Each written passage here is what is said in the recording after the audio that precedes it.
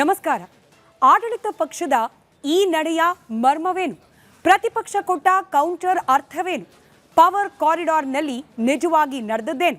ಪ್ರಮುಖ ವಿದ್ಯಮಾನಗಳ ಸಮಗ್ರ ವಿಶ್ಲೇಷಣೆ ಇದು ರಾಜಕೀಯ ಎಳೆ ಎಳೆಯಾಗಿ. ನಾನು ಸ್ಮಿತಾ ರಂಗನಾಥ್. ಕಾವೇರಿ ಕೊಳ್ಳದ ಅತ್ಯಂತ ಸೂಕ್ಷ್ಮ ಹಾಗೂ ರಾಜಕೀಯವಾಗಿ ಸದಾ ಧಗಧಗಿಸುವ ಮೇಕೆದಾಟು ಸಮತೋಲನ ಜಲಾಶಯ ಮತ್ತು ಕುಡಿಯುವ ನೀರಿನ ಯೋಜನೆ. ಇದರ ಇತಿಹಾಸ, ಯೋಜನೆಯ ಉಗಮ, ತಮಿಳುನಾಡಿನ ವಿರೋಧ, ಕಾನೂನಾತ್ಮಕ ಪ್ರಕ್ರಿಯೆಗಳು, ಇದರ ಜೊತೆಗೆ ನ್ಯಾಯಾಧಿಕರಣ ರಚನೆ, ತೀರ್ಪು, ಮೇಲ್ಮನವಿ, ಹೀಗೆ ಇಲ್ಲಿವರೆಗೂ ನಡೆದು ಬಂದ ಯೋಜನೆಯ ಸಂಪೂರ್ಣ ವಿವರಣ ನೋಡೋಣ ಇವತ್ತಿನ ಎಳೆ ಎಳೆಯಾಗಿಯಲ್ಲಿ.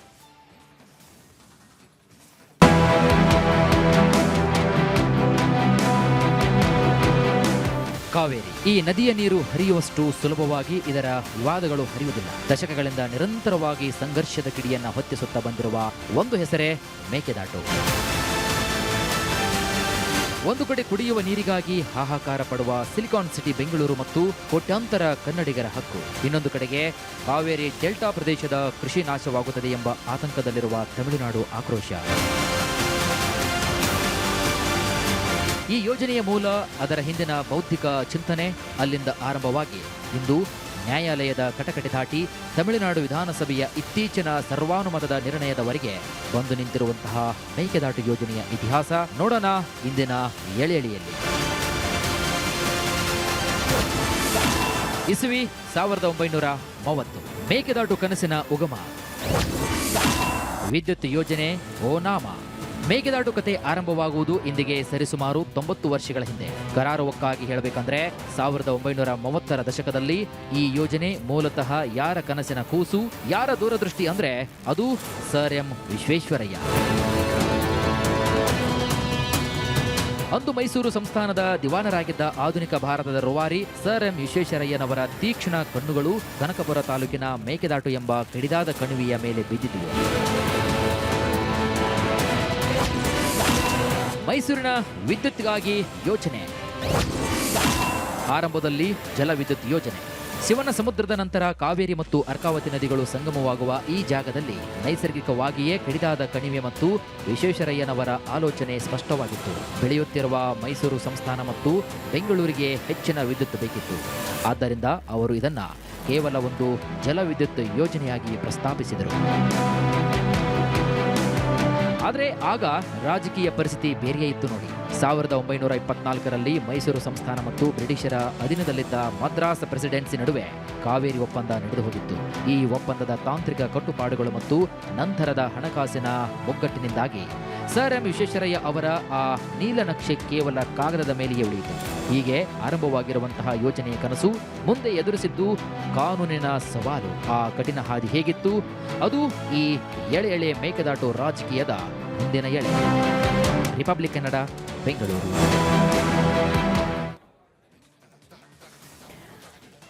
ಮೇಕೆದಾಟು ಯೋಜನೆಯ ಮೊದಲ ಎಳೆ ಈ ಯೋಜನೆಯ ಆರಂಭ. ಆದರೆ ಮುಂದಿನ ಎಳೆ ಇದೆಯಲ್ಲ, ಅದು ಕಠಿಣ ಕಾನೂನಿನ ಸಮರ. ಆ ಹಾದಿ ಹೇಗಿತ್ತು ನೋಡೋಣ ಎಳೆ ಎಳೆಯಾಗಿ. ದಾಟೀತೆ ಮೇಕೆದಾಟು, ಉತ್ತಮವಾಗಿರಲಿಲ್ಲ ಆರಂಭ. ಕಾಗದದ ಮೇಲೆ ನಿಂತ ಗರ್ಭ. ಸ್ವಾತಂತ್ರ್ಯ ಪೂರ್ವದಲ್ಲಿ ಭಾರತ ರತ್ನ ಸರ್ ಎಂ ವಿಶ್ವೇಶ್ವರಯ್ಯನವರ ದೂರದೃಷ್ಟಿಯಿಂದ ಮೊಳಕೆಯೊಡೆದದ್ದು ಮೇಕೆದಾಟು ಯೋಜನೆ. ಆದರೆ ವಿಶ್ವೇಶ್ವರಯ್ಯನವರ ಯೋಚನೆಯಂತೆ ಮೊಳಕೆ ಒಡೆದಿದ್ದೇನು ಸರಿ, ಆದರೆ ಅವರ ಯೋಚನೆಯಂತೆ ಮುಂದೆ ಈ ಯೋಜನೆ ಕುಡಿಯೊಡೆಯಲಿಲ್ಲ. ಬ್ರಿಟಿಷರ ಕಾಲದ ಕಾವೇರಿ ಒಪ್ಪಂದದ ಕಾರಣ ಅಂದಿಗೆ ಈ ಯೋಜನೆ ಕೇವಲ ಕಾಗದದ ಮೇಲೆ ನಿಂತು ಹೋಗಿತ್ತು. ಆದರೆ ಸ್ವಾತಂತ್ರ್ಯದ ನಂತರ ಈ ಯೋಜನೆಗೆ ಸವಾಲಿನ ಆಯಾಮಗಳು ಬಹುಮುಖಿಯಾಗಿ ಬದಲಾದವು. 1960ರಿಂದ 70 ಜಲಾಶಯಗಳ ನಿರ್ಮಾಣಕ್ಕೆ ಮುಂದಾದ ರಾಜ್ಯ. ಕರ್ನಾಟಕದ ನಡೆಗೆ ತಮಿಳುನಾಡಿನಿಂದ ವ್ಯಾಜ್ಯ. 1960-70ರ ದಶಕದಲ್ಲಿ ಕರ್ನಾಟಕ ಸರ್ಕಾರ ತನ್ನ ಕಾವೇರಿ ಕೊಳ್ಳದಲ್ಲಿ ಹಾರಂಗಿ, ಹೇಮಾವತಿ, ಕಬಿನಿಯಂತಹ ಜಲಾಶಯಗಳನ್ನು ಕಟ್ಟೋದಕ್ಕೆ ಆರಂಭಿಸಿದಾಗ ತಮಿಳುನಾಡು ತೀವ್ರ ಆಕ್ಷೇಪವನ್ನ ಎತ್ತಿತ್ತು. ಮೇಕೆದಾಟು ಸೇರಿದಂತೆ ಕರ್ನಾಟಕದ ಯಾವುದೇ ಹೊಸ ಪ್ರಸ್ತಾವನೆಗೂ ತಮಿಳುನಾಡು ರೆಡ್ ಸಿಗ್ನಲ್ ತೋರಿಸಿತು. ಇಸ್ವಿ 1990 ಕಾವೇರಿ ನೀರು ನ್ಯಾಯಾಧಿಕರಣ ರಚನೆ ನಿರ್ಧಾರ. ಶುರುವಾಯಿತು ತಮಿಳುನಾಡು ವರ್ಸಸ್ ಕರ್ನಾಟಕ ಸಮರ. ಕೊನೆಗೆ ಈ ಜಟಾಯು ಸಮರ 1990ರಲ್ಲಿ ಕಾವೇರಿ ನೀರು ವಿವಾದ ನ್ಯಾಯಾಧಿಕರಣ ರಚನೆಗೆ ಕಾರಣ ಆಯಿತು. ನ್ಯಾಯಾಧಿಕರಣದ ಮುಂದೆ ಕರ್ನಾಟಕ ಮತ್ತು ತಮಿಳುನಾಡು 2 ದಶಕಗಳ ಕಾಲ ಸುದೀರ್ಘ ಕಾನೂನು ಸಮರ ನಡೆಸಿದ್ರು. ಆಗ ಕರ್ನಾಟಕ ಮೇಕೆದಾಟು ಜಾಗವನ್ನ ವಿದ್ಯುತ್ ಉತ್ಪಾದನೆಗೆ ಮತ್ತು ಕೇವಲ ಹರಿವಿನ ನೀರನ್ನ ಬಳಸುವ ಯೋಜನೆಗೆ ಬಳಸಿಕೊಳ್ಳುವ ಪ್ರಸ್ತಾಪಗಳನ್ನ ಮುಂದಿಟ್ಟಿತ್ತು. ಕೊನೆಗೆ 2007ರ ಫೆಬ್ರವರಿ 5ರಂದು ನ್ಯಾಯಾಧಿಕರಣ ತನ್ನ ಅಂತಿಮ ತೀರ್ಪನ್ನ ಪ್ರಕಟಿಸಿತು. ಆದರೆ ಈ ತೀರ್ಪಿನಲ್ಲಿ ಮೇಕೆದಾಟು ಯೋಜನೆಗೆ ಯಾವುದೇ ಪ್ರತ್ಯೇಕವಾದ ಮುಕ್ತವಾದ ಹಸಿರು ನಿಶಾನೆಯನ್ನ ಸಿಗಲಿಲ್ಲ. ಇಸ್ವಿ 2007 ನ್ಯಾಯಾಧಿಕರಣ ತೀರ್ಪಿನ ಒಗಟು. ತಮಿಳುನಾಡು ಒಪ್ಪಿಗೆ ಪಡೆದು ಕಟ್ಟಬೇಕು ಅಣೆಕಟ್ಟು. ಮೇಕೆದಾಟು ಯೋಜನೆ ಬಗ್ಗೆ ಹೆಚ್ಚೇನೂ ಹೇಳದ 2007ರ ನ್ಯಾಯಾಧಿಕರಣದ ತೀರ್ಪು ಒಂದು ಕಠಿಣ ನಿಯಮವನ್ನು ವಿಧಿಸಿತು. ಕಾವೇರಿ ಬೇಸಿನ್ ಈಗಾಗಲೇ ನೀರಿನ ಕೊರತೆ ಇರುವ ಕೊಳ್ಳವಾಗಿದೆ. ಆದ್ದರಿಂದ ಕೆಳಭಾಗದ ರಾಜ್ಯವಾದ ತಮಿಳುನಾಡಿನ ಪೂರ್ವ ಒಪ್ಪಿಗೆ ಇಲ್ಲದೆ ಮೇಲ್ಭಾಗದ ರಾಜ್ಯವಾದ ಕರ್ನಾಟಕ ಯಾವುದೇ ಹೊಸ ಜಲಾಶಯ ಅಥವಾ ನೀರು ಸಂಗ್ರಹಣಾ ರಚನೆಗಳನ್ನು ನಿರ್ಮಿಸುವಂತಿಲ್ಲ. ಈ ಆದೇಶ ಮೇಕೆದಾಟು ಯೋಜನೆಗೆ ದೊಡ್ಡ ಹಿನ್ನಡೆಯಾಯಿತು. ಇಸ್ವಿ 2018 ಸುಪ್ರೀಂ ಕೋರ್ಟ್ ಮಹತ್ವದ ಆದೇಶ. ಕುಡಿಯುವ ನೀರು ಯೋಜನೆಗೆ ಮರುಜನ್ಮ. 2007ರ ನ್ಯಾಯಾಧಿಕರಣದ ತೀರ್ಪನ್ನ ಪ್ರಶ್ನಿಸಿ ಉಭಯ ರಾಜ್ಯಗಳು ಸುಪ್ರೀಂ ಕೋರ್ಟ್ ಮೆಟ್ಟಿಲೇರಿತು. ಈ ಮಧ್ಯೆ 2013ರಲ್ಲಿ ಅಂದಿನ ಕರ್ನಾಟಕದ ಮುಖ್ಯಮಂತ್ರಿ ಸಿದ್ದರಾಮಯ್ಯನವರ ಸರ್ಕಾರ ಮೇಕೆದಾಟು ಪ್ರಾಜೆಕ್ಟ್ ಕೇವಲ ವಿದ್ಯುತ್ ಯೋಜನೆಯಾಗಿ ನೋಡುವ ಬದಲು ಬೆಂಗಳೂರಿನ ಕುಡಿಯುವ ನೀರಿನ ದಾಹ ನೀಗಿಸುವ ಬ್ಯಾಲೆನ್ಸಿಂಗ್ ರಿಸರ್ವಾಯರ್ ಅಥವಾ ಸಮತೋಲನ ಜಲಾಶಯವನ್ನಾಗಿ ರೂಪಿಸುವುದಕ್ಕೆ ಹೊಸ ಚಿಂತನೆ ಆರಂಭಿಸಿತು. ಕೊನೆಗೂ 2018ರ ಫೆಬ್ರವರಿ 16ರಂದು ಸುಪ್ರೀಂ ಕೋರ್ಟ್ ಐತಿಹಾಸಿಕ ತೀರ್ಪನ್ನ ನೀಡಿತು. ಈ ಆದೇಶದ ಪ್ರಕಾರ ಸುಪ್ರೀಂ ಕೋರ್ಟ್ ತಮಿಳುನಾಡಿಗೆ ಕರ್ನಾಟಕ ಹರಿಸಬೇಕಾದ ವಾರ್ಷಿಕ ನೀರಿನ ಪ್ರಮಾಣವನ್ನ 192 ಟಿಎಂಸಿಯಿಂದ 177.25 ಟಿಎಂಸಿಗೆ ಇಳಿಸಿತು. ಅಷ್ಟೇ ಅಲ್ಲ, ಅತ್ಯಂತ ಮುಖ್ಯವಾಗಿ ಬೆಂಗಳೂರು ನಗರದ ಕುಡಿಯುವ ನೀರಿನ ಅಗತ್ಯಕ್ಕಾಗಿ ಕಾವೇರಿ ಕೊಳ್ಳದಿಂದ 4.75 ಟಿಎಂಸಿ ನೀರು ಬಳಸಿಕೊಳ್ಳುವುದಕ್ಕೆ ಕರ್ನಾಟಕಕ್ಕೆ ಮೊದಲ ಬಾರಿಗೆ ಕಾನೂನಾತ್ಮಕ ಒಪ್ಪಿಗೆಯನ್ನು ನೀಡಿತು. ಈ ಆದೇಶದ ಪ್ರಕಾರ ಕುಡಿಯುವ ನೀರಿನ ಯೋಜನೆಗೆ ಒಪ್ಪಿಗೆ ನೀಡಲೇಬೇಕು ಅಂತಾರೆ ರಾಜಕೀಯ ವಿಶ್ಲೇಷಕ ಸಮೀವುಲ್ಲಾ. ಸುಪ್ರೀಂ ಕೋರ್ಟ್ ಸ್ಟ್ಯಾಂಡಿಂಗ್ ಡೈರೆಕ್ಷನ್ನೇ ಇದೆ. ನೀವು ಯಾವುದೇ ಯೋಜನೆ ತಗೊಳ್ಳಿ, ಏನೇ ಯೋಜನೆ ತಗೊಳ್ಳಿ, ನಿಮಗೆ ಅಲಾಟ್ ಆಗಿರೋ ನೀರು ಎಷ್ಟೇ ಇರಲಿ, ಅಷ್ಟೇ ನಿಮಗೆ ಶಾರ್ಟೇಜ್ ಆಗ್ತಿಲ್ಲ, ಕುಡಿಯೋ ಡ್ರಿಂಕಿಂಗ್ ವಾಟರ್ ಬೇಕು ಅಂತಂದರೆ ನೋ ಕ್ವಶನ್ ಆಫ್ ಇದು ಏನೋ ಕಂಡೀಷನ್ಸು ಯಾವುದೇ ಇಲ್ಲ. ಡ್ರಿಂಕಿಂಗ್ ವಾಟ್ರು ಮೊದಲನೇ ಆದ್ಯತೆ. ಸುಪ್ರೀಂ ಕೋರ್ಟ್ ಸ್ಟ್ಯಾಂಡಿಂಗ್ ಡೈರೆಕ್ಷನ್ ಇದೆ. ಹಿಂಗಾಗಿ ಯಾವುದೇ ಯೋಜನೆ ಆಗಲಿ ಡ್ರಿಂಕಿಂಗ್ ಅನಿವಾರ್ಯತೆ ಇತ್ತು ಅಂದರೆ ಅದನ್ನು ಕೊಡಲೇಬೇಕು ಅಂತ ಸುಪ್ರೀಂ ಕೋರ್ಟ್ ಜಡ್ಜ್ಮೆಂಟ್ ಇದೆ. ಹೀಗಾಗಿ ಬೆಂಗಳೂರು ಬೆಳೀತಾ ಇದೆ. ಪಕ್ಕದ ರಾಜ್ಯದವರೇ ಬರ್ತಿದ್ದಾರೆ.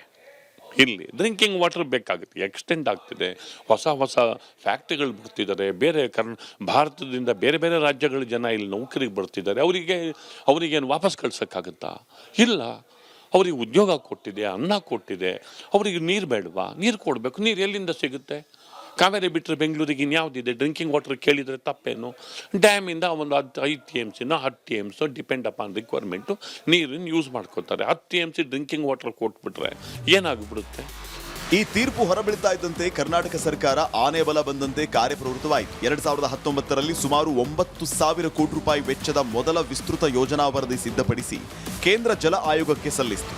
ಆದರೆ ಒಪ್ಪಿಗೆ ನೀಡಬೇಕಾದ ಕೇಂದ್ರ ಜಲ ಆಯೋಗ ಮತ್ತು ಕೇಂದ್ರ ಪರಿಸರ ಸಚಿವಾಲಯ ಕಾವೇರಿ ನೀರು ನಿರ್ವಹಣಾ ಪ್ರಾಧಿಕಾರ ಮತ್ತು ಕೊಳ್ಳದ ಇತರ ರಾಜ್ಯಗಳ ಸಹಮತಿ ಇಲ್ಲದೆ ನಾವು ಪರಿಸರ ಹಾಗೂ ತಾಂತ್ರಿಕ ಅನುಮತಿ ನೀಡೋದಿಲ್ಲ ಅಂತ ಪ್ರಕ್ರಿಯೆಯನ್ನ ನೆನೆಗುದಿಗೆ ತಳ್ಳಿದ್ವು.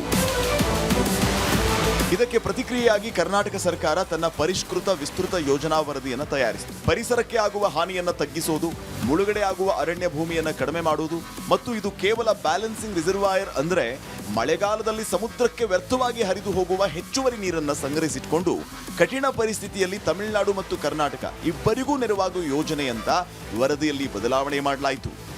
ಮೇಕೆದಾಟು ಯೋಜನೆಯ ಉದ್ದೇಶ ನೀರು ನಿಲ್ಲಿಸ್ಬಿಟ್ಟು ಬಳಸೋದಲ್ಲ. ಅದು ನೀರು ವೇಸ್ಟಾಗಿ ಹರಿದೋಗುತ್ತೆ.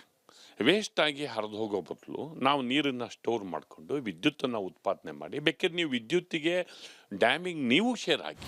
ಆದರೆ ತಮಿಳುನಾಡು ಕಾವೇರಿ ನದಿಗೆ ಬೀಳುವ ಕೊನೆಯ ಮುಕ್ತ ಹರಿವಿನ ಜಾಗವನ್ನ ಕರ್ನಾಟಕ ನಿಯಂತ್ರಿಸಲು ಹೊರಟಿದೆ ಅಂತ ವಾದಿಸಿ ಸುಪ್ರೀಂ ಕೋರ್ಟ್ ಅಲ್ಲಿ ತನ್ನ ವಿರೋಧ ಮುಂದುವರೆಸಿದೆ. ಹಾಗಾದ್ರೆ ಈಗ ತಮಿಳುನಾಡು ವಿಧಾನಸಭೆಯಲ್ಲೇ ಮೇಕೆದಾಟು ಯೋಜನೆ ವಿರೋಧಿಸಿ ಕೈಗೊಂಡಿರುವ ನಿರ್ಣಯದ ಮಹತ್ವ ಏನು? ಅದು ಈ ಎಳೆ ರಾಜಕೀಯದ ಮುಂದಿನ ಎಳೆ.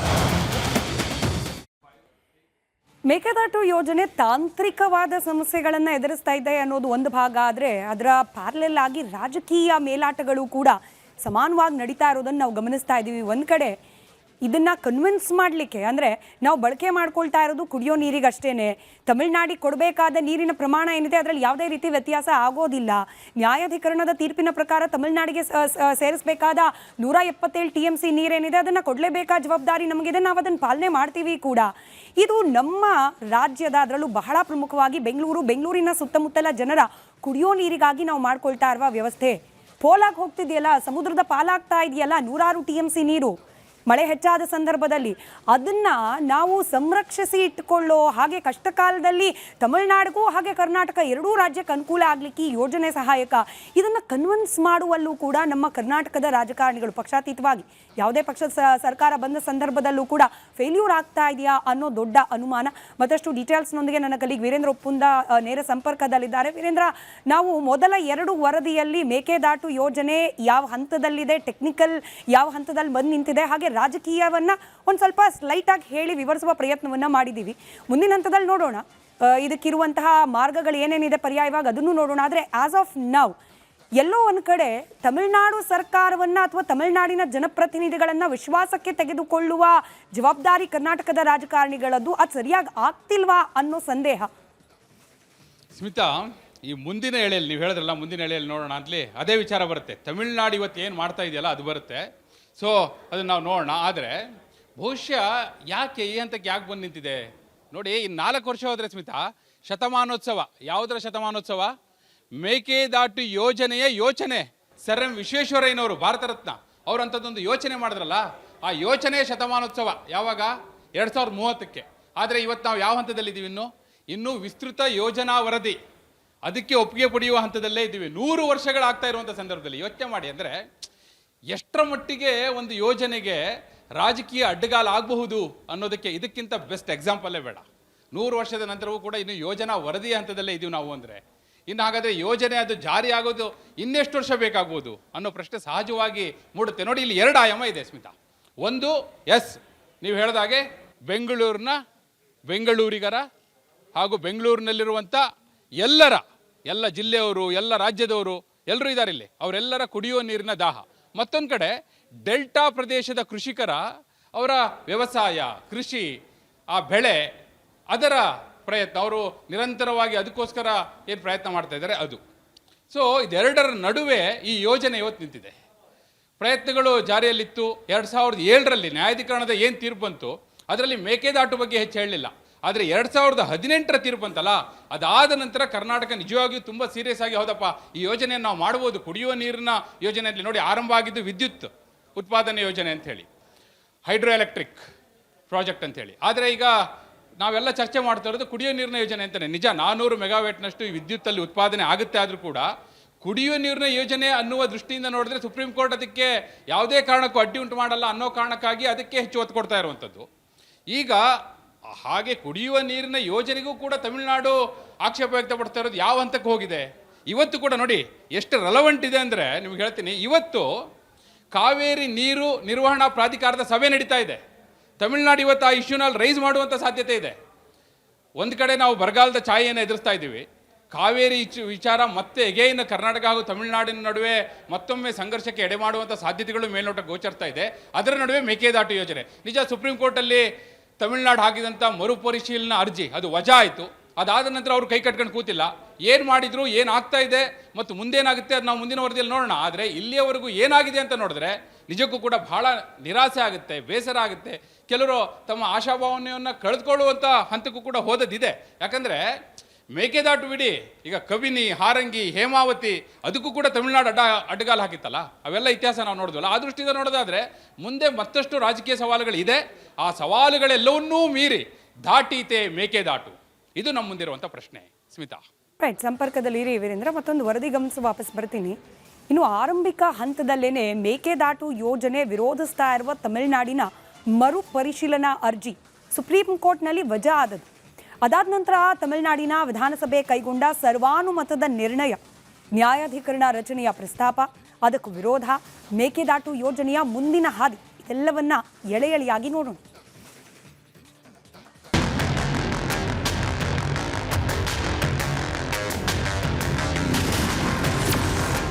ದಾಟೀತೆ ಮೇಕೆದಾಟು. ದಿನಾಂಕ 13 ನವೆಂಬರ್ 2025 ರಾಜ್ಯದ ಡಿಪಿಆರ್ಗೆ ತಮಿಳುನಾಡು ಆಕ್ಷೇಪ. ತಮಿಳುನಾಡಿನ ಅರ್ಜಿ ಅಪಕ್ವ ಎಂದು ವಜಾ. ಮೇಕೆದಾಟು ಯೋಜನೆ ಸಂಬಂಧ ರಾಜ್ಯದ ಪ್ರತಿ ಹೆಜ್ಜೆಗೂ ಅಡ್ಡಗಾಲು ಹಾಕಿದಂತೆ ತಮಿಳುನಾಡು ನಮ್ಮ ರಾಜ್ಯದ ವಿಸ್ತೃತ ಯೋಜನಾ ವರದಿ ಬಗ್ಗೆಯೇ ಆಕ್ಷೇಪವನ್ನು ವ್ಯಕ್ತಪಡಿಸಿತ್ತು.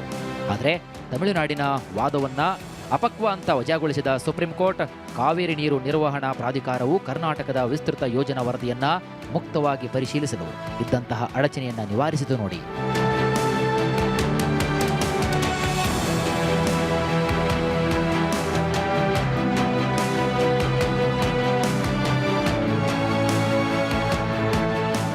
ಆದರೆ ಇದಕ್ಕೂ ಸುಮ್ಮನಾಗದ ತಮಿಳುನಾಡು ಈ ಆದೇಶವನ್ನ ಮರುಪರಿಶೀಲನೆ ಮಾಡುವಂತೆ ಮತ್ತೆ ಮರುಪರಿಶೀಲನಾ ಅರ್ಜಿಯನ್ನ ಸಲ್ಲಿಸಿತು.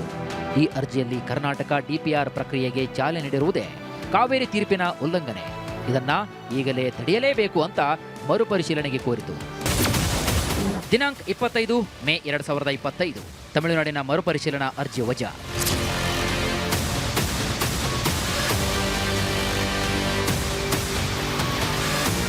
ಇದೇ ವರ್ಷ ಮೇ 25ರಂದು ಹೊರಬಿದ್ದ ಆದೇಶದ ಪ್ರಕಾರ ತಮಿಳುನಾಡಿನ ಮರುಪರಿಶೀಲನಾ ಅರ್ಜಿಯನ್ನು ಕೂಡ ಸುಪ್ರೀಂ ಕೋರ್ಟ್ ವಜಾಗೊಳಿಸಿತು. ಆದರೆ ಇಷ್ಟಕ್ಕೂ ಸುಮ್ಮನಾಗದ ತಮಿಳುನಾಡು ಯೋಜನೆ ವಿರೋಧಿಸಲು ಈಗ ಮುಂದಿಟ್ಟಿರುವುದು ನೇರ ರಾಜಕೀಯ ಹೆಜ್ಜೆ.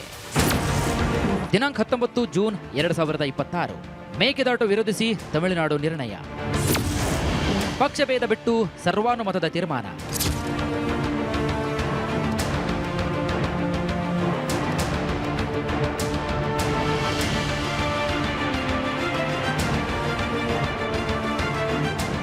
ಸುಪ್ರೀಂ ಕೋರ್ಟ್ ತಮಿಳುನಾಡಿನ ಮರುಪರಿಶೀಲನಾ ಅರ್ಜಿ ವಜಾಗೊಳಿಸಿದ ನಂತರವೂ ಕೂಡ ತಮಿಳುನಾಡು ಈ ಯೋಜನೆ ವಿರೋಧಿಸುವ ತನ್ನ ಹೋರಾಟ ಮಾತ್ರ ಕೈಬಿಟ್ಟಿಲ್ಲ. 2026ರ ಜೂನ್ 19ರಂದು ತಮಿಳುನಾಡಿನ ನೂತನ ಮುಖ್ಯಮಂತ್ರಿ ಸಿ ಜೋಸೆಫ್ ವಿಜಯ್ ಅವರು ವಿಧಾನಸಭೆಯಲ್ಲಿ ಕರ್ನಾಟಕದ ಮೇಕೆದಾಟು ಯೋಜನೆಗೆ ಇದರ ವಿರುದ್ಧವಾಗಿ ಒಂದು ಬೃಹತ್ ಸರ್ವಾನುಮತದ ನಿರ್ಣಯವನ್ನ ಮಂಡಿಸಿ ಅಂಗೀಕರಿಸಿದ್ದಾರೆ. ಆದರೆ ಈ ನಿರ್ಣಯದ ಮಹತ್ವ ಹಾಗೂ ನಿಜಕ್ಕೂ ಆಗಬೇಕಾದದ್ದೇನು, ಕರ್ನಾಟಕ ಮಾಡಬೇಕಾದ್ದೇನು ಅನ್ನೋದನ್ನ ವಿಶ್ಲೇಷಣೆ ಮಾಡಿದ್ದಾರೆ ಸಮೀವುಲ್ಲಾ. ರೆಸೊಲ್ಯೂಷನ್ ತಗೊಳ್ಳೋದು ಹೊಸದೇನಲ್ಲ. ಕಾವೇರಿ ಟೈಮಲ್ಲಿ ನಾವು ಒಂದು 10 ಸರಿ ರೆಸೊಲ್ಯೂಷನ್ ತೊಗೊಂಡಿದ್ದೀವಿ, ತಮಿಳ್ನಾಡವರು ಒಂದು 10 ಸರಿ ರೆಸೊಲ್ಯೂಷನ್ ತೊಗೊಂಡಿದ್ದಾರೆ. ಆ ರೆಸೊಲ್ಯೂಷನ್ ಏನು ಅಂದರೆ, ನಾವು ರಾಜಕೀಯವಾಗಿ ಒಗ್ಗಟ್ಟಿದೆ, ನಾವು ಯಾವುದೇ ಒತ್ತಡಕ್ಕೂ ಮಣಿಯಲ್ಲ ಅಂತ ಜನರಲ್ಲಿ ನಾವು ನಿಮ್ಮ ಪರ ಇದ್ದೀವಿ, ಈ ನೆಲ ಜಲದ ಪರ ಇದ್ದೀವಿ ಅನ್ನೋ ಒಂದು ಸಂದೇಶ ತಗೊಳ್ಳೋಕ್ಕೆ ಅವರು ರೆಸೊಲ್ಯೂಷನನ್ನು ತಗೋತಾರೆ. ಅದು ಅಫ್ಕೋರ್ಸ್ ಅದಕ್ಕೊಂದಿಷ್ಟು ಸಂಸದೀಯವಾದಂತಹ ಗಾಂಭೀರ್ಯತೆ ಇದೆ. ಆ ಸ್ಟೇಟು ಆ ಯೋಜನೆ ಬಗ್ಗೆ ಎಷ್ಟು ಗಂಭೀರ ಅನ್ನೋದಿದೆ ಅಂತ ತೋರಿಸುತ್ತೆ ಅಷ್ಟೇನೆ. ನಾವು ಕಾವೇರಿ ವಿಚಾರದಲ್ಲಿ ರೆಸೊಲ್ಯೂಷನ್ ತೆಗೆದುಕೊಂಡಿದ್ದೀವಿ. ಇಲ್ಲಿ ಇಂಪಾರ್ಟೆಂಟ್ ಇರೋದು ಒಂದು ಎನ್ವಿರಾನ್ಮೆಂಟಲ್ ಕ್ಲಿಯರೆನ್ಸ್ ಸಿಗಬೇಕು, ಆಮೇಲೆ ಸೆಂಟ್ರಲ್ ವಾಟರ್ ಕಮಿಷನ್ ಕ್ಲಿಯರೆನ್ಸ್ ಸಿಗಬೇಕು. ಹೀಗೆ ಬೇಕಾದಷ್ಟು ಕ್ಲಿಯರೆನ್ಸು, ಜಾಸ್ತಿ ಅನುಮತಿ ನಮಗೆ ಬೇಕಾಗಿರೋದು ಕೇಂದ್ರದಿಂದಲೇ. ಇಲ್ಲಿ ನಮ್ಮ ಎಂಪಿಸು, ನಮ್ಮ ರಾಜ್ಯ ಎಷ್ಟರ ಮಟ್ಟಿಗೆ ಆ ಯೋಜನೆಯನ್ನು ನಮ್ಮದಾಗಿಸಿಕೊಳ್ಳುವ ನಿಟ್ಟಿನಲ್ಲಿ ಕೇಂದ್ರನ ಕನ್ವಿನ್ಸ್ ಮಾಡುತ್ತೆ ಮತ್ತು ಕೇಂದ್ರದ ಮೇಲೆ ರಾಜಕೀಯ ಒತ್ತಡವನ್ನು ಹೇರುತ್ತೆ. ನಮ್ಮ ಎಂಪಿಗಳಿಗೆ ಎಷ್ಟು ಮಟ್ಟಿಗೆ ರಾಜಕೀಯ ಸಂಕಲ್ಪ ಇದೆ ಅನ್ನೋದ್ರ ಮೇಲೆ ತಮಿಳ್ನಾಡಿಗಿದೆ. ಅವ್ರ ಪಾರ್ಟಿ ನೋಡಲ್ಲ ಅವರು. ಆಮೇಲೆ ಅಲ್ಲಿ BJP MPs ಇಲ್ಲ, ನಮ್ಮಲ್ಲಿ ಇಷ್ಟು ಜನ BJP ಇದ್ದು ನಾವು ಇಲ್ಲಿ ಗೆಲ್ಲಿಸ್ಕೊಟ್ಟು ನಮ್ಮ ಎಂಪಿಗಳು ಏನೂ ಮಾಡ್ತಿಲ್ವಲ್ಲ. ಪ್ರತಿ ಕಾವೇರಿ ವಿಚಾರ ಬಂದಾಗಲೂ ಇದೆ, ಬೇರೆ ವಿಚಾರ ಬಂದಾಗಲೂ ಬಂದೆ, ರಾಜ್ಯದ ಹಕ್ಕು ಬಂದಾಗಲೂ ಇದೆ, ಯಾರೂ ಮಾತಾಡಲ್ಲ. ಹೀಗಾಗಿ ಅವರು ಎಷ್ಟೋ ಮಟ್ಟಿಗೆ ನಮ್ಮ ಪರವಾಗಿ ದೆಹಲಿನಲ್ಲಿ ಧ್ವನಿ ಎತ್ತುತ್ತಾರೆ ಅನ್ನೋದ್ರ ಮೇಲೆ ಡಿಪೆಂಡ್ ಆಗಿದೆ. ಆದರೆ ತಮಿಳುನಾಡು ವಿಧಾನಸಭೆ ಕೈಗೊಂಡಿರುವಂತಹ ನಿರ್ಣಯದ ಒಳಗಿರುವ ಅಸಲಿ ಟ್ವಿಸ್ಟ್ ಬೇರೆಯೇ ಇದೆ ನೋಡಿ. ತಮಿಳುನಾಡು ವಿಧಾನಸಭೆಯ ವಿರೋಧ ಪಕ್ಷದ ನಾಯಕ ಉದಯನಿಧಿ ಸ್ಟಾಲಿನ್ ತಂದ ತಿದ್ದುಪಡಿಯನ್ನ ಒಪ್ಪಿಕೊಂಡ ಮುಖ್ಯಮಂತ್ರಿ ಜೋಸೆಫ್ ವಿಜಯ್ ಅವರು ನಿರ್ಣಯದಲ್ಲಿ ಒಂದು ಹೊಸ ಬೇಡಿಕೆಯನ್ನ ಸೇರಿಸಿದ್ದಾರೆ. ಅದು ಏನೆಂದ್ರೆ, ಮೇಕೆದಾಟು ವಿವಾದವನ್ನ ಬಗೆಹರಿಸಲು ಅಂತಾರಾಜ್ಯ ನದಿ ನೀರು ವಿವಾದ ಕಾಯ್ದೆ 1956ರ ಅಡಿಯಲ್ಲಿ ಕೇಂದ್ರ ಸರ್ಕಾರವು ತಕ್ಷಣವೇ ಒಂದು ಪ್ರತ್ಯೇಕ ನ್ಯಾಯಾಧಿಕರಣವನ್ನ ರಚನೆ ಮಾಡಬೇಕು ಎಂಬುದು. ತಮಿಳುನಾಡು ಸರ್ಕಾರದ ಈ ಹೊಸ ನಡೆ ಕಾವೇರಿ ರಾಜಕಾರಣವನ್ನ ಮತ್ತೊಂದು ದಿಕ್ಕಿಗೆ ತಿರುಗಿಸಿದೆ. ಯೋಜನೆ ತಡೆಗೆ ನ್ಯಾಯಾಧಿಕರಣ ತಂತ್ರ, ಪರ ವಿರೋಧದ ಮಧ್ಯೆ ನಿರ್ಧಾರ ಅತಂತ್ರ. ತಮಿಳುನಾಡು ವಿಧಾನಸಭೆಯಲ್ಲಿ ಎಲ್ಲ ಪಕ್ಷಗಳು ನಿರ್ಣಯಕ್ಕೆ ಬೆಂಬಲವನ್ನು ನೀಡಿದ್ರು. ಅದರ ಮರುದಿನವೇ ಅಂದರೆ ಮೊನ್ನೆ ಜೂನ್ 21, 2026ರಂದು ತಮಿಳುನಾಡಿನ ಪ್ರಮುಖ ಪ್ರಾದೇಶಿಕ ಪಕ್ಷವಾದ PMK ನಾಯಕ ಅನ್ಬುಮಣಿ ರಾಮದಾಸ್ ಅವರು ಈ ಪ್ರತ್ಯೇಕ ನ್ಯಾಯಾಧಿಕರಣದ ಬೇಡಿಕೆಯನ್ನ ತೀವ್ರವಾಗಿ ವಿರೋಧಿಸಿ ಅಖಾಡಕ್ಕಿಳಿದಿದ್ದಾರೆ. ನ್ಯಾಯಾಧಿಕರಣಕ್ಕೆ ತಮಿಳುನಾಡಿನಲ್ಲೇ ವಿರೋಧ ಬೇಕೆ? ಇಲ್ಲಿದೆ ನೋಡಿ ಅಸಲಿ ಕಾನೂನು ಸೂಕ್ಷ್ಮತೆ. ಪಿಎಂಕೆ ಪಕ್ಷದ ನಾಯಕ ಅನ್ಬುಮಣಿ ರಾಮದಾಸ್ ವಾದದ ಪ್ರಕಾರ ಈಗಾಗಲೇ 2007ರ ಕಾವೇರಿ ನ್ಯಾಯಾಧಿಕರಣದ ತೀರ್ಪು ಮತ್ತು 2018ರ ಸುಪ್ರೀಂ ಕೋರ್ಟ್ ತೀರ್ಪು ತಮಿಳುನಾಡಿಗೆ ಗಟ್ಟಿಯಾದ ಕವಚ ಒದಗಿಸಿದೆ. ಅಂದರೆ ತಮಿಳುನಾಡಿನ ಒಪ್ಪಿಗೆ ಇಲ್ಲದೆ ಕರ್ನಾಟಕ ಅಣೆಕಟ್ಟು ಕಟ್ಟುವಂತಿಲ್ಲ ಎಂಬುವಂತಹ ನಿಯಮ ಈಗಾಗಲೇ ಜಾರಿಯಲ್ಲಿದೆ. ಇಂತಹ ಪರಿಸ್ಥಿತಿಯಲ್ಲಿ ತಮಿಳುನಾಡು ಸರ್ಕಾರವೇ ಸ್ವತಃ ಮುಂದೆ ಬಂದು ಹೊಸ ನ್ಯಾಯಾಧಿಕರಣ ರಚಿಸಿ ಎಂದು ಕೇಳಿದರೆ, ಹೊಸ ನ್ಯಾಯಾಧಿಕರಣವನ್ನ ರಚನೆಯಾದರೆ ಹಳೆಯ ತೀರ್ಪುಗಳೆಲ್ಲೂ ಕೂಡ ಗಟ್ಟಿತನ ಸಡಿಲಗೊಂಡು ಅದು ಕರ್ನಾಟಕಕ್ಕೆ ತನ್ನ ವಾದವನ್ನ ಮಂಡಿಸಲು ಹೊಸ ವೇದಿಕೆಯನ್ನ ಒದಗಿಸಿಕೊಟ್ಟಂತಾಗುತ್ತದೆ. ಇದು ತಮಿಳುನಾಡು ಸರ್ಕಾರವೇ ತನ್ನ ಕಾಲಿಗೆ ತಾನು ಕೊಡಲಿ ಹಾಕಿಕೊಂಡಂತೆ ಅಂತ ಪಿಎಂಕೆ ಪಕ್ಷ ಆತಂಕವನ್ನ ವ್ಯಕ್ತಪಡಿಸಿದೆ. ಕರ್ನಾಟಕದ ಹಾದಿ ಸಾಧ್ಯತೆ. ತಮಿಳುನಾಡಿನ ಈ ರಾಜಕೀಯ ತಂತ್ರಕ್ಕೆ ಪ್ರತಿಯಾಗಿ ಕರ್ನಾಟಕ ವಿಧಾನಸಭೆಯು ಕೂಡ ಪ್ರತ್ಯುತ್ತರ ನೀಡುವ ಸಾಧ್ಯತೆ ನಿಚ್ಚಳವಾಗಿದೆ. ಬೆಂಗಳೂರಿನ ಕುಡಿಯುವ ನೀರು ನಮ್ಮ ಮೂಲಭೂತ ಹಕ್ಕು ಅಂತ ಪ್ರತಿಪಾದಿಸಿ ಕರ್ನಾಟಕ ವಿಧಾನಸಭೆಯಲ್ಲೂ ಕೂಡ ಸರ್ವಾನುಮತದ ನಿರ್ಣಯವನ್ನು ಕೈಗೊಳ್ಳುವ ಸಾಧ್ಯತೆ ದಟ್ಟವಾಗಿದೆ. ಸರ್ ಎಂ ವಿಶ್ವೇಶ್ವರಯ್ಯನವರು ಅಂದುಕೊಂಡಿರುವ ಜಲವಿದ್ಯುತ್ ಕನಸು ಇಂದು ಕೋರ್ಟ್ ಮೆಟ್ಟಿಲುಗಳ ನಡುವೆ ಸಿಲುಕಿ ಕವಲುದಾರಿಯಲ್ಲಿ ನಿಂತಿದೆ. ರಾಜಕೀಯ ಹಿತಾಸಕ್ತಿಗಳು ಏನೇ ಇರಲಿ, ನ್ಯಾಯಾಲಯದ ಒಪ್ಪಿಗೆಯೊಂದಿಗೆ ಬೆಂಗಳೂರಿನ ದಾಹು ಕೂಡ ನೀಗಬೇಕು, ಕಾವೇರಿ ನಂಬಿದ ರೈತರ ಬದುಕು ಕೂಡ ಹಸನಾಗಬೇಕು ಎಂಬುದೇ ಇಂದಿನ ವಸ್ತುನಿಷ್ಠ ಸತ್ಯ. ರಿಪಬ್ಲಿಕ್ ಕನ್ನಡ, ಬೆಂಗಳೂರು. ಈ ಯೋಜನೆ 2 ರಾಜ್ಯಗಳ ನೀರಿನ ಜಗಳವಷ್ಟೇ ಅಲ್ಲ, ಬದಲಾಗಿ ರಾಜಕೀಯ ಮೇಲಾಟದ ಸ್ವರೂಪವನ್ನು ಪಡೆದುಕೊಂಡ್ಬಿಟ್ಟಿದೆ. ಮೇಕೆದಾಟು ಜೊತೆಗೆ ಕಾವೇರಿ ಇಶ್ಯೂ ಅನ್ನೋದೇನಿದೆ, ಕರ್ನಾಟಕದ ರಾಜಕೀಯದ ಮಟ್ಟಿಗೆ ನೋಡೋದಾದರೆ ಬೆಂಗಳೂರು ಹಾಗೆ ಹಳೆ ಮೈಸೂರು ಭಾಗದಲ್ಲಿ ಇದರ ಪರಿಣಾಮಗಳನ್ನು ನಾವು ಅನೇಕ ಚುನಾವಣೆಯಲ್ಲಿ ಗಮನಿಸಿದ್ದೀವಿ ಕೂಡ. ಇನ್ನು ತಮಿಳುನಾಡು ಲೆಕ್ಕಾಚಾರದಲ್ಲಿ ನೋಡೋದಾದರೆ ಹತ್ತತ್ರ ಈ ಡೆಲ್ಟಾ ರೀಜನ್ನಲ್ಲಿ 41 ಕ್ಷೇತ್ರಗಳ ಮೇಲೆ ಈ ಕಾವೇರಿ ಪಾಲಿಟಿಕ್ಸ್ ಪರಿಣಾಮ ಬೀರುತ್ತೆ ಅನ್ನೋ ಲೆಕ್ಕಾಚಾರಗಳಿದೆ. ಇನ್ನು ಈ ರಾಜಕೀಯ ಮೇಲಾಟದ ಭಾಗವಾಗಿಯೇ ತಮಿಳುನಾಡು ವಿಧಾನಸಭೆ ಈ ನಿರ್ಣಯವನ್ನು ಕೈಗೊಂಡಿರೋದು. ಸುಪ್ರೀಂ ಕೋರ್ಟ್ಗೆ ಹೋದರು, ಸುಪ್ರೀಂ ಕೋರ್ಟ್ನಲ್ಲಿ ಹಿನ್ನಡೆ ಆಯಿತು, ಕೈ ಬಿಟ್ಟರು ಅಂತಂದರೆ ನೂತನ ಮುಖ್ಯಮಂತ್ರಿ ವಿಜಯ್ ಅವ್ರಿಗೂ ಕೂಡ ರಾಜಕೀಯ ಏಟು ಬೀಳೋ ಸಾಧ್ಯತೆ ಇದೆ. ನಾವಿಲ್ಲ, ಕಾವೇರಿ ಯೋಜನೆ ಕರ್ನಾಟಕ ಏನೇ ಕೈಗೊಂಡ್ರೂ ಕೂಡ ಅದ್ರ ವಿರುದ್ಧವಾಗಿ ನಾವು ಇದ್ದೀವಿ ಅಂತ ಹೇಳಿ ತೋರಿಸ್ಕೊಳ್ಳೋ ಅನಿವಾರ್ಯತೆ ಟಿವಿಕೆ ಪಕ್ಷ ಹಾಗೆ ಮುಖ್ಯಮಂತ್ರಿ ಆಗಿರುವ ವಿಜಯ್ ಅವ್ರ ಮೇಲೂ ಕೂಡ ಇದ್ದೇ ಇದೆ. ಹಾಗಾಗಿ ವಿಧಾನಸಭೆಯಲ್ಲಿ ಈ ನಿರ್ಣಯ, ಅದರಲ್ಲೂ ಸರ್ವಾನುಮತದ ನಿರ್ಣಯ, ಇದನ್ನು ಗಮನಿಸಿ ನಮ್ಮ ರಾಜ್ಯದವರು ಏನು ಮಾಡ್ಬೋದು, ನಮ್ಮ ರಾಜ್ಯದಲ್ಲೂ ಕೂಡ ಎಲ್ಲ ಪಕ್ಷದವರು ಒಗ್ಗಟ್ಟಿನಿಂದ ನಿರ್ಣಯವನ್ನು ಕೈಗೊಳ್ಳುವಂತಹ ಹಂತಕ್ಕಾದರೂ ತಲುಪ್ತಾರಾ ಅಂತ ಹೇಳಿ ನಾವು ಈ ಆರೋಪ ಪ್ರತ್ಯಾರೋಪವನ್ನು ಗಮನಿಸ್ತಲೇ ಇರ್ತೀವಿ. ಬಿಜೆಪಿ ಸರ್ಕಾರ ಇರ್ತಾ ಏನೂ ಮಾಡಲಿಲ್ಲ ಅಂತ ಹೇಳಿ ಕಾಂಗ್ರೆಸ್ ಸರ್ಕಾರ ಬಂದಿದ್ದಾರೆ, ನಮ್ಮನ್ನು ವಿಶ್ವಾಸಕ್ಕೆ ತೆಗೆದುಕೊಳ್ತಿಲ್ಲ ಅಂತ ಹೇಳಿ ವಿರೋಧ ಪಕ್ಷದಲ್ಲಿರುವ ಬಿಜೆಪಿಯವರು. ಸರ್ವಾನುಮತದ ನಿರ್ಣಯ ಅನ್ನೋದನ್ನು ಕೈಗೊಳ್ಳಲಿಕ್ಕೆ ತಮಿಳುನಾಡಿಗೆ ಆಪ್ಷನ್ ಇದೆ ಅಂತಂದರೆ ಕರ್ನಾಟಕಕ್ಕಿಲ್ವಾ? ಇಲ್ಲದೆ ಇರೋ ಇಚ್ಛಾಶಕ್ತಿ. ತಮಿಳುನಾಡಿನಲ್ಲಿ ನಿರ್ಣಯದ ನಂತರವೂ ಕೂಡ ವಿರೋಧ ಪಕ್ಷದ ವಿರೋಧ ಇದೆ. ಕರ್ನಾಟಕದಲ್ಲಿ ರಾಜಕೀಯ ಮೀರಿ ಸಂವಾದ ಆಗತ್ತಾ ಅನ್ನೋದನ್ನು ಕಾದು ನೋಡಬೇಕಾಗಿದೆ. ನನ್ನ ಕಲೀಗ್ ವೀರೇಂದ್ರ ಒಪ್ಪಂದ ಮತ್ತಷ್ಟು ಡೀಟೇಲ್ಸ್ನೊಂದಿಗೆ ನೇರ ಸಂಪರ್ಕದಲ್ಲಿದ್ದಾರೆ. ವೀರೇಂದ್ರ, ಇಚ್ಛಾಶಕ್ತಿಯ ಕೊರತೆ ಅನ್ನೋದನ್ನು ಕೇಳಿ ನಮಗೆ ಬೇಸರ ಆಗಿದೆಯೇ ಹೊರತು ಆ ಇಚ್ಛಾಶಕ್ತಿ ಅನ್ನೋದು ಎಲ್ಲಿ ಕಳೆದು ಹೋಗಿದೆಯೋ ಗೊತ್ತಿಲ್ಲ. ಬರುತ್ತಾ ಅಂತ ಹೇಳಿ ಮತ್ತೆ ನಿರೀಕ್ಷೆ ಕಣ್ಣಲ್ಲಿ ನೋಡಬಹುದಷ್ಟೇ ನಮ್ಮ ರಾಜಕಾರಣಿಗಳಿಂದ. ಸ್ಮಿತಾ, ರಾಜಕೀಯ ಇಚ್ಛಾಶಕ್ತಿ, ಒಂದು will power, political will power ಅಂತ ನೀವೇನು ಹೇಳ್ತಾ ಇದ್ದೀರಿ. ಬಹುಶಃ ಮೇಕೆದಾಟು ಯೋಜನೆ ವಿಚಾರದಲ್ಲಿ ರಾಜಕೀಯ ಹೋರಾಟಗಳಿಗೆ ಇವರು ಇಚ್ಛಾಶಕ್ತಿಯನ್ನು ಯೂಸ್ ಮಾಡಿದ್ರೆ ವಿನಃ ಇದನ್ನು ವಾಸ್ತವದಲ್ಲಿ ಜಾರಿಗಾಗಿ ಆ ಇಚ್ಛಾಶಕ್ತಿಯನ್ನು ಅಷ್ಟರ ಮಟ್ಟಿಗೆ ಬಳಸಿದರೆ ಇವತ್ತು ಈ ಸಮಸ್ಯೆ ಎದುರಾಗ್ತಿರಲಿಲ್ಲ ಅನ್ನೋದು ವಿಶ್ಲೇಷಕರ ವಾದ. ನೋಡಿ ಏನಾಗ್ತಾ ಇದೆ, ನೀವು ಪ್ರತಿ ಹಂತವನ್ನು ನೋಡ್ತಾ ಬನ್ನಿ. ಇವತ್ತು ಕೂಡ ಬಹುಶಃ ನನಗನ್ಸುತ್ತೆ ಕಳೆದ 6 ತಿಂಗಳಲ್ಲಿ ಆಗಿರುವಂಥ ಡೆವಲಪ್ಮೆಂಟ್ ಬಹಳ ಮುಖ್ಯ. ಅದು ಸುಪ್ರೀಂ ಕೋರ್ಟ್ನಲ್ಲಾಗಿರ್ಬೋದು ಹಾಗೂ ರಾಜಕೀಯವಾಗಿ ತಮಿಳುನಾಡಲ್ಲಾಗಿರ್ಬೋದು. ಕಳೆದ 2025ರ ನವೆಂಬರಲ್ಲಿ ಯಾವಾಗ ತಮಿಳುನಾಡು ನಮ್ಮ ಪರಿಷ್ಕೃತ ವಿಸ್ತೃತ ಯೋಜನಾ ವರದಿಗೆ ಆಕ್ಷೇಪವನ್ನು ವ್ಯಕ್ತಪಡಿಸುತ್ತೆ, ಆಗ ಅದು ಅಪಕ್ವ ಅಂಥೇಳಿ ಸುಪ್ರೀಂ ಕೋರ್ಟ್ ಅದನ್ನು ವಜಾ ಮಾಡುತ್ತೆ. ಮತ್ತೆ ಮರುಪರಿಶೀಲನಾ ಅರ್ಜಿ ಹಾಕ್ತಾರೆ.